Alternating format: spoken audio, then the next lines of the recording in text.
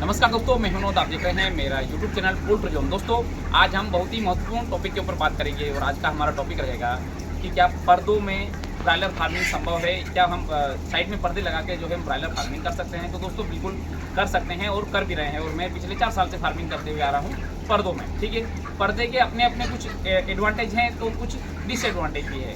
तो एडवांटेज तो ये है कि एक्सीडेंट केस में अगर मान लो किसी कारणवश फार्म के अंदर कोई फॉल्ट डेवलप हो जाए या और भी कोई टेक्निकल प्रॉब्लम आ जाए जो कि हम तुरंत उसको शूट आउट नहीं कर सकते, उस कंडीशन में पर्दे हमारे काम में आ सकते हैं। ठीक है, किंतु इसका जो एक्सीडेंट होने के चांसेस या फिर फार्म के अंदर पूरा टेक्निकल फॉल्ट होने के चांसेस बिल्कुल 1% होता है। वो बचा हुआ जो है 99% जो है मतलब फार्म हमारा सेफ जोन में ही होता है। ठीक है, तो ये एक जो सबसे बड़ा एडवांटेज जो पर्दे का जो हमने ले लिया। किंतु इसका जो आज हम बात करेंगे डिसएडवांटेज के ऊपर कि पर्दों के से ऊपर फार्मिंग भी हो सकती है, परफॉर्मेंस भी अच्छा मिलता है और लोग ले भी रहे हैं। मैं खुद की फार्मिंग कर रहा हूँ, ले भी रहा हूँ। किंतु मैंने जो इसका एक जो सबसे बड़ा डिसएडवांटेज देखा वो ये है कि आप देख सकते हैं कि यहाँ पे बीच में जो है मुर्गियाँ जो ज़्यादा करके मतलब डेंसिटी ज़्यादा है और साइड में जो है मुर्गियों की डेंसिटी कम है। ठीक है, तो ये अभी मैं सुबह 9 बजे वीडियो शूट कर रहा हूँ, तब का समय है।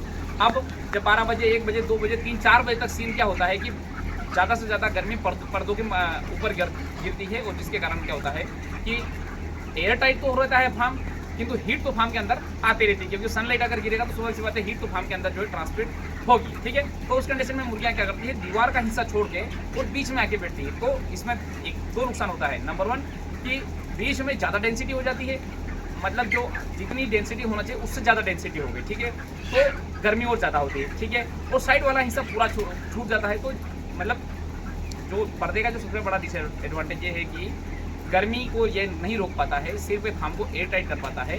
तो अगर फार्मर भाई चाहे तो दीवार बनाकर जो है फार्मिंग कर सकता है। मतलब अगर दीवार बना के अगर वो फार्मिंग करेंगे तो सबसे बड़ा जो एडवांटेज ये मिलेगा कि मुर्गियाँ पूरे फार्म में एक समान फैल के बैठेगी।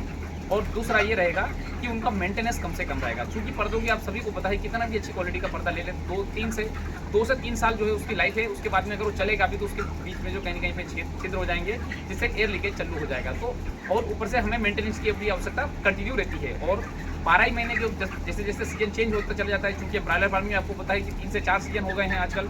गर्मी तो बिल्कुल गर्मी हो गई है, ठंड तो बिल्कुल ठंड हो गई है और बरसात तो ठीक है वो चलती रहती है। तो कुल मिला के आज जो हम जो पहले समझते थे कि 3 सीजन हुआ करते हैं, किंतु अभी जो है 4 सीजन होने लगे। तो पर्दों में क्या हुआ कि फिर हम में हर सीजन के हिसाब से जो मेंटेनेंस करने की आवश्यकता होती है। जैसे ठंड में फिर अभी हमने एक पर्दा लगा रखा है, उसके ऊपर एक और पर्दा लगाएंगे, फिर अंदर से एक और पर्दा लगाएंगे ठंड में। अब गर्मी में क्या हुआ कि हम पर्दे के ऊपर हम नेट लगाएंगे, फिर उसके ऊपर हम पानी चलाएंगे। तो मतलब चीज़ें हम जो मेंटेनेंस करते रहते हैं। किंतु अगर हम दीवार अगर बनाते हैं, चूँकि पर्दे की तुलना में 4 गुना दीवार की कॉस्टिंग आती है, कॉस्टिंग इसकी ज़्यादा है, किंतु इसका जो एडवांटेज है वो ये है कि जो बार बार की मेंटेनेंस की समस्या दूर हो गई। दूसरी चीज़ ये है कि मुर्गियाँ पूरे फार्म में यूनिफॉर्म फैल के बैठेगी। और तीसरा जो सबसे बड़ा फायदा ये है कि फार्म जल्दी ठंडा होगा और लेट गर्म होगा। ठीक है, किंतु पर्दे में ये केस नहीं होता।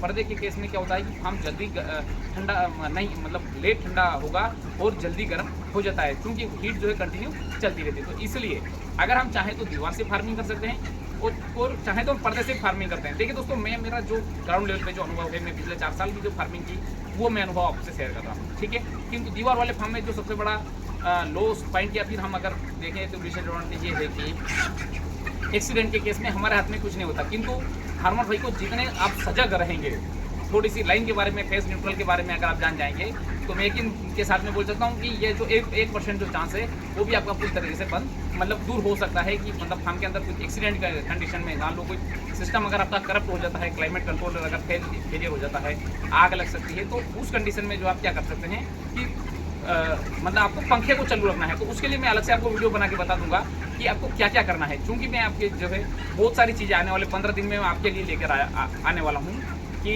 अगर आप क्लोज्ड फार्म अगर बनाते हैं तो आपको कौन सी सावधान रखना है, किस प्रकार से रखना है। ठीक है, और पर्दे वाले फार्मिंग तो मैं जो आपको अनुभव भी शेयर कर रहा हूँ और जो फार्मिंग करता हूँ उसका रिजल्ट भी मैं आपसे शेयर करता हूँ। ऐसा नहीं कि पर्दे वाले फार्म में रिजल्ट नहीं आता है, किंतु जो छोटी छोटी बातें हैं जो हमने ध्यान देना होता है। जैसे कि आप कंटिन्यू जो एग्जॉस्ट फैन आपको देख रहे हैं, 3 एग्जॉस्ट फैन सुबह 7 बजे से चल रहे हैं। अगर यही फार्म अगर दीवार वाला फार्म होता तो वो एग्जॉस्ट फैन मेरा 9 बजे चालू होता, क्योंकि जहाँ जहाँ पे दीवार वाले फार्म बने हुए वहाँ पे मैंने देख रखा है कि एग्जॉस्ट फैन चलने का भी टाइम ड्यूरेशन कम है, क्योंकि फार्म इतना पूरी तरीके से एयर टाइट होता है और जैसे ही सनलाइट गिरती है तो तुरंत फार्म गर्म नहीं होता, तो जिसके कारण मतलब पंखियों की चलने की जो दर है वो भी कम हो जाती है। और अगर टेम्परेचर ज़्यादा से ज़्यादा अगर मेंटेन होगा कम से, जैसे मान लीजिए अभी आज टेम्परेचर मान लो मुझे चाहिए 25 डिग्री या 26 डिग्री, ठीक है, किंतु फार्म के अंदर टेम्परेचर 27 या 28 डिग्री फिलहाल पे है, ठीक है।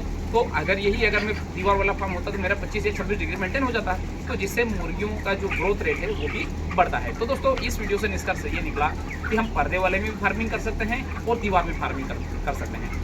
दोनों में हमें जो है सेफ्टी पर्पस ध्यान रखना होता है, ठीक है। दीवार वाले में क्या सेफ्टी रखना है वो मैं आपको जो है आने वाले 15 दिन में जो है मैं आपको लाइव दिखाऊंगा कि मैंने किस प्रकार से इम्प्लीमेंट किया है, और पर्दे वाले में तो मैं आपको बता ही रहा हूँ। तो दोस्तों अगर आप ब्रायलर फार्मिंग को सफलतम तरीके से आप चाहते हैं कि करें, कम से कम लागत में चाहते हैं आप तैयार करें, तो दोस्तों मेरा चैनल सब्सक्राइब कीजिए। आपको ब्रायलर फार्मिंग से संबंधित और ईसी फार्मिंग से संबंधित कम लागत में कैसे तैयार करें, कम लागत में कैसे ऑपरेशन करें, और दोस्तों सोलर सिस्टम के ऊपर ब्रायलर फार्मिंग किस प्रकार से करें, इन्वर्टर पे कैसे ब्रायलर फार्मिंग करें, ये सारी जानकारी मेरे चैनल पे मिलेगी। तो दोस्तों इसी के साथ मैं वीडियो समाप्त करना चाहूँगा। धन्यवाद।